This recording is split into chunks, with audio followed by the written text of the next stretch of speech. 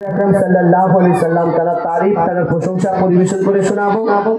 তারপরে একটি আমার জীবনের খুব বিখ্যাত গজল আছে, সেটা হলো আমার মাকে নিয়ে, হারিয়ে সেদিন আজ কাঁদছেন সেদিন, পরিবেশন করে শোনাবো।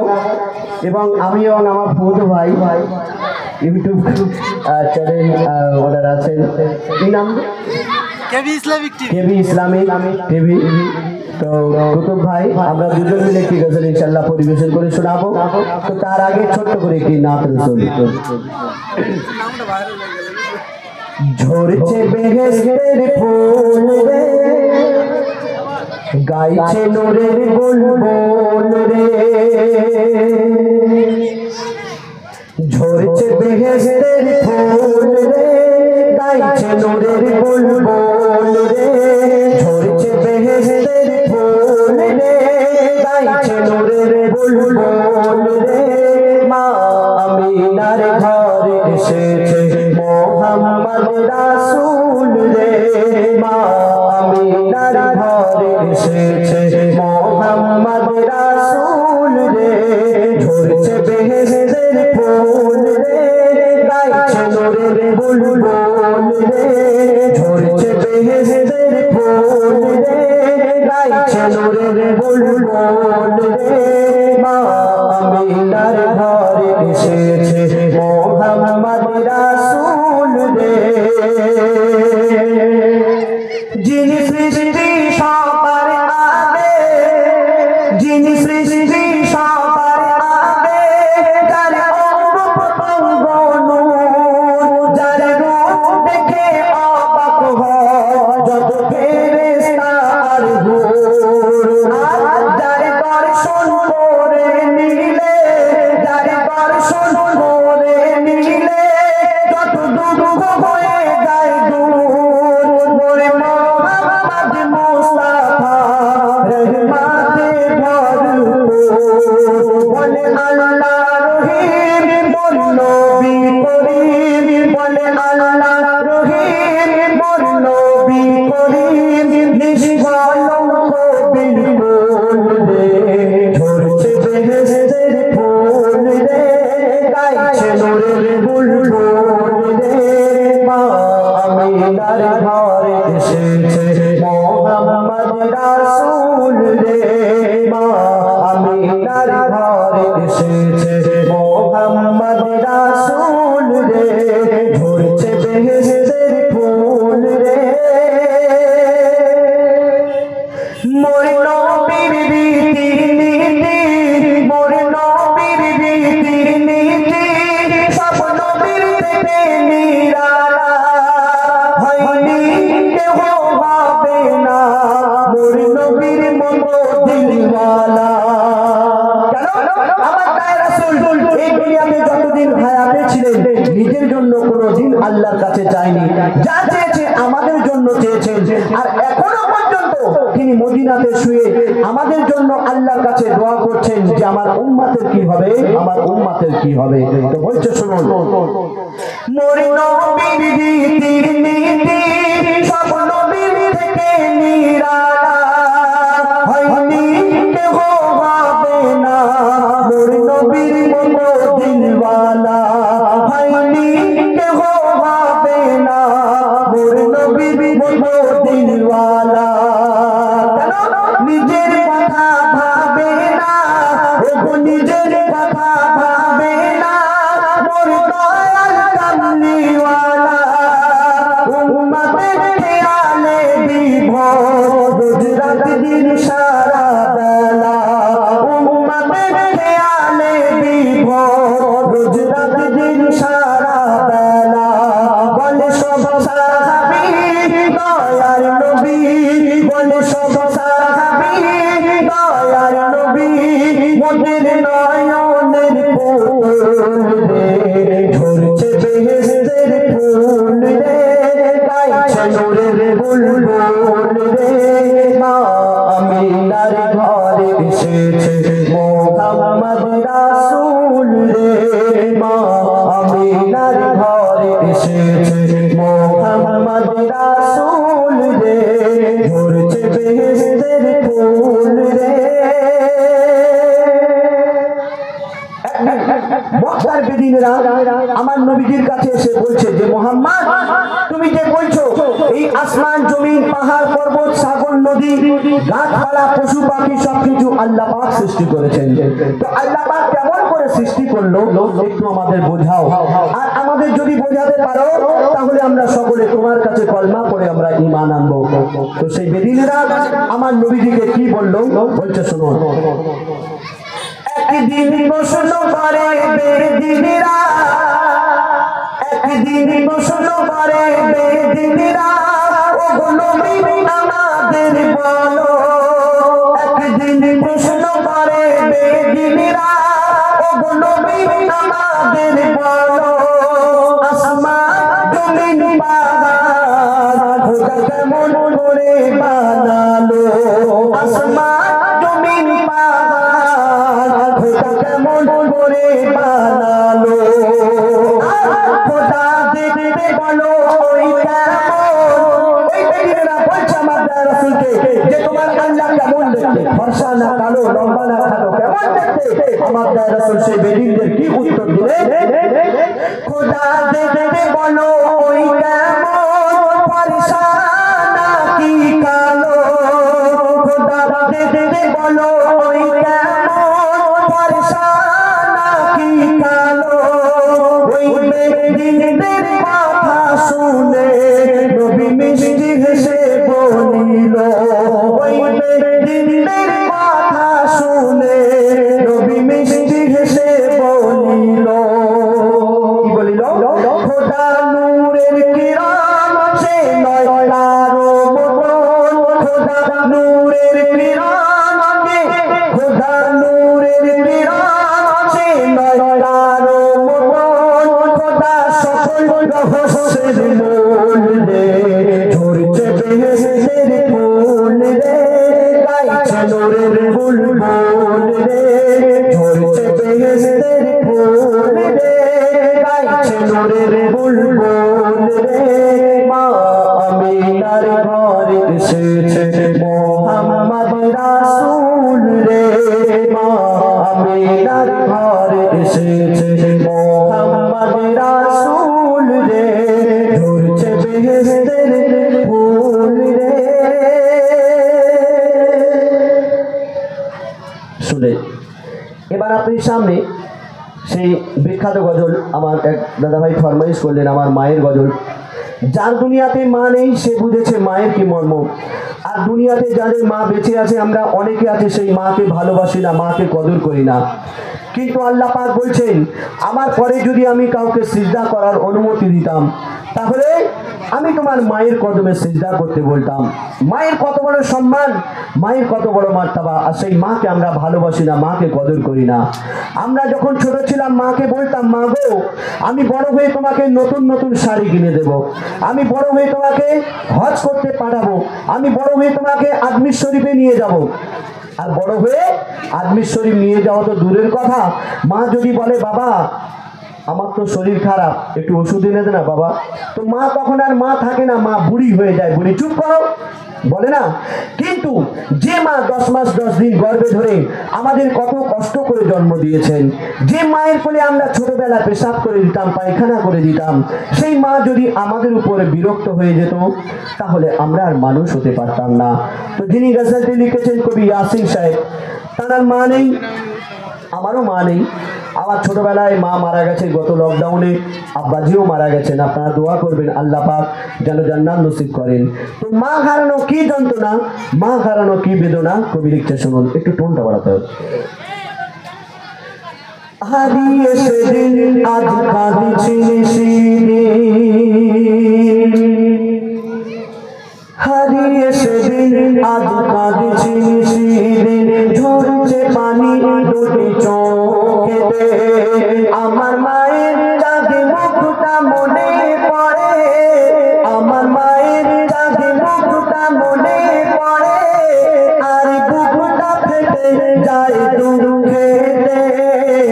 হারিয়ে সেদিন আজ কাঁদছি নিশিদিন, ঝরছে পানি দুটি চোখেতে, আমার মায়ের চাঁদে মুখটা মনে পড়ে, আমার মায়ের চাঁদে মুখটা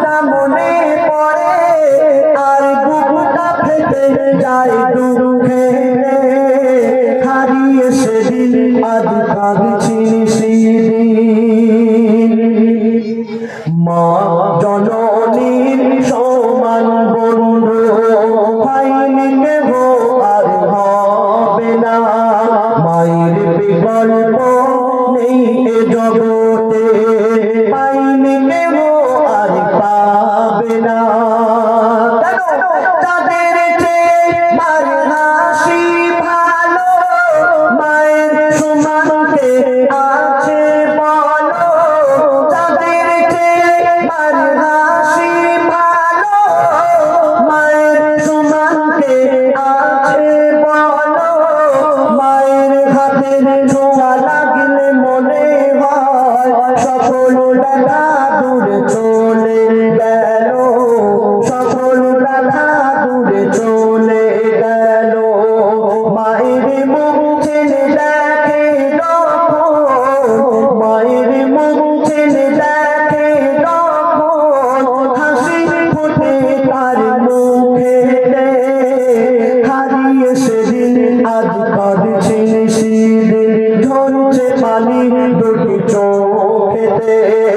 আমার মায়ের চাঁদ মুখটা মনে পড়ে, আমার মায়ের চাঁদ মুখটা মনে পড়ে, আর বুকটা ফেটে যায় দুঃখেতে, হারিয়ে সেদিন আজ কাঁদছি সেদিন। এই দুনিয়াতে আমরা যতদিন বেঁচে থাকবো, আমরা যদি সারা রাত জেগে আল্লাহর ইবাদত করি, আমাদের গায়ের চামড়া দিয়ে যদি মায়ের পায়ের জুতা বানিয়ে দিই, মাকে যদি কাঁধে করে নিয়ে হজ করিয়ে দিই, তবু মায়ের এক ফোঁটা দুধের ঋণ আমরা শোধ করতে পারবো না। কেন বলছে শুনুন, সারা জীবনে আসবে যত রাত, সারা জীবনে আসবে যত রাত, জেগে করো যদি সাধনা, মা জননীর এক রাতে দিন শোধ কোনদিন হবে না। কেন 10 মাস 10 দিন গর্ভে ধরে থেকেছে কত কষ্ট করে, 10 মাস 10 দিন গর্ভে ধরে থেকেছে কত কষ্ট করে, নিজে ঘুমায় না সারা সারা রাত, সময় চলে যায় অনাহারে, সময় চলে যায় অনাহারে, শুয়ে থাকে মা ভিজে বিছানা, শুয়ে থাকে মা ভিজে বিছানা, শিশু ঘুমায় মার বুকেতে, হারিয়ে সেদিন আজ কাঁদছি সেদিন, ঝরছে পানি দুটি চোখেতে। আমার মায়ের চাঁদ মুখটা মনে পড়ে, আমার মায়ের চাঁদ মুখটা মনে পড়ে, আর বুকটা ফেটে যায় দুঃখে, হারিয়ে সেদিন আজ কাঁদছি সেদিন।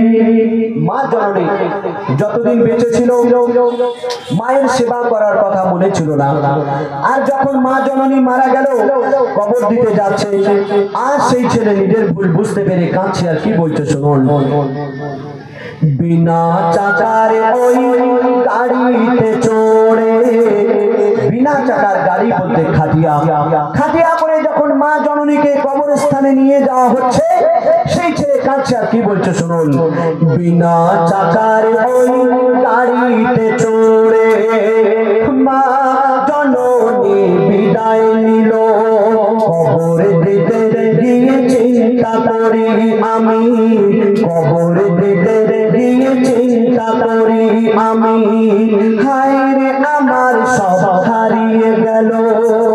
কেন কে ডাকবে আমার বাছা বাছা বলে, কে বুলাবে মাথায় ডালে, কে ডাকবে আমার বাছা বাছা বলে, কে বুলাবে মাথায় ডালে, আকাশ যেন ভেঙে পড়ছে মাথায়, পুঁতে যেন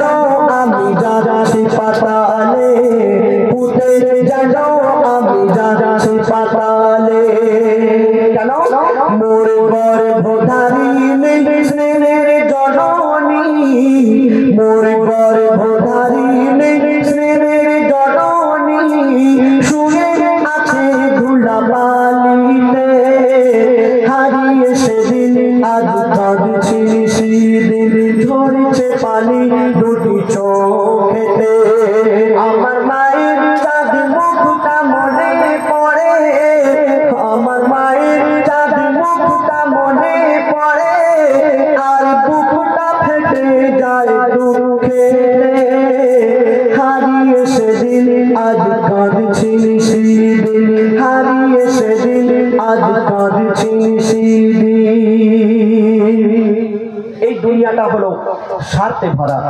যতদিন আপনার কাছে ধন দৌলত টাকা পয়সা থাকবে, আপনার বন্ধু বান্ধব আত্মীয় স্বজন থাকবে, আর আপনার যদি ধন দৌলত টাকা পয়সা না থাকে, কোনো আত্মীয় স্বজন কোনো বন্ধু বান্ধব কেউ থাকবে না, সব ছেড়ে চলে যাবে। কিন্তু আপনার মা আপনার ধন দৌলত আপনার টাকা পয়সা কিছুই দেখবে না, আপনাকে নিঃস্বার্থে সারা জীবন ভালোবেসে যাবে। এটাই হলো মা।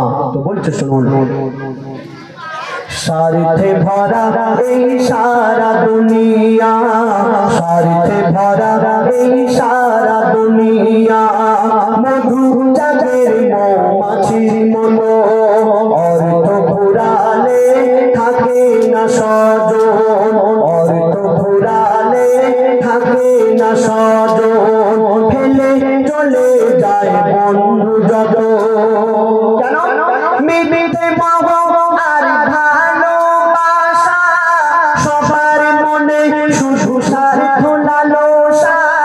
মিথ্যে মোহ আর ভালোবাসা, সবার মনে শুধু স্বার্থ লালসা। মা হারা যে হয় সে দেখে দিনের আলোয় রাতের কুয়াশা, দিনের আলোয় রাতের কুয়াশা। মায়ের মতো নিঃস্বার্থ আপনজন, মায়ের মতো নিঃস্বার্থ আপনজন খুঁজে পাবে না দুনিয়াতে। হারিয়ে সেদিন আজ কাঁদছি সেদিন, ঝরছে পানি দুটি চোখেতে। আমার মায়ের চাঁদ মুখটা মনে পড়ে, আমার মায়ের চাঁদ মুখটা মনে পড়ে, আর বুকটা ফেটে যায় দুঃখে। হারিয়ে সেদিন আজ কাঁদছি সেদিন। শুনলে মা হারানো কি যন্ত্রণা, মা হারানো কি বেদনা। আমি অনুরোধ করব, যাদের আব্বা মা এখনো পর্যন্ত বেঁচে আছেন, হায়াতে আছেন, আপনারা মা বাবাকে সেবা করবেন। হয়তো বয়স হয়ে গেছে, খেটে খাওয়াতে পারছে না, আপনাদের কাছে বোঝা মনে হচ্ছে, কিন্তু আপনি যে সুস্থ আছেন, আপনি যে ভালো আছেন, এটা আপনার আব্বা মায়ের দোয়া। আপনি মা বাবাকে সেবা করবেন, আপনি দুনিয়াতে ভালো থাকবেন, আখিরাতেও ভালো থাকবেন। আপনি মা বাবাকে যদি না সেবা করেন, আর বড় বড় এই গজল অনুষ্ঠান জলসা করেন, নামাজ পড়েন, রোজা রাখেন, কোনো কাজ হবে না। আপনাকে মা বাবাকে সেবা করতে হবে, তবেই আপনার সব ইবাদত কবুল হবে। তো মা বাবা আপনারা সেবা করবেন, আপনারা দুনিয়াতেও ভালো থাকবেন, আখিরাতেও ভালো থাকবেন। তো যাই হোক, এবার আপনাদের সামনে এই কুমিরমারি শেখ পাড়া খুব সুন্দরভাবে মেহফিল সাজিয়েছেন। আমার ভাইয়েরা অনেক পরিশ্রম করে, অনেক মেহনত করে এই মেহফিল সাজিয়েছেন। তো তাদের নাম নিয়ে একটি গজল লেখার চেষ্টা করেছি। আমি অনুরোধ করব, কমিটির যারা সদস্য আছেন একটু যদি মেহফিলের সামনে আসেন তাহলে ভালো হয়। কেন আপনাদের নাম নিয়ে আমি গজল গাইবো, আর আপনারা যদি মেলায় ধরেন তাহলে উলু বলে মুখটা ছড়ানো হয়ে যাবে। তাই অনুরোধ করব